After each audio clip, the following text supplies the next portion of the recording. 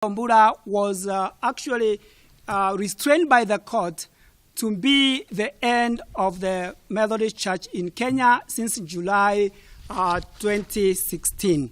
That was the ruling that was given by Justice Segone. Whether, I think having said that, the question of legitimacy is already answered. So for me, as per the court ruling, he is not legitimately into the office. The Spirit is telling me something is going to happen very soon. When that thing happens, ndio mtajua ya kwamba huyu mtu alikuwa amekalia a floating leaf. Hata sio raft.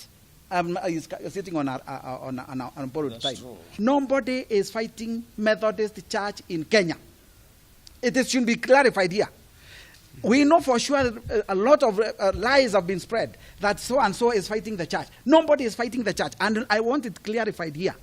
The person we are fighting is one person and his associates. That is one Reverend Ntombura Ntomoine.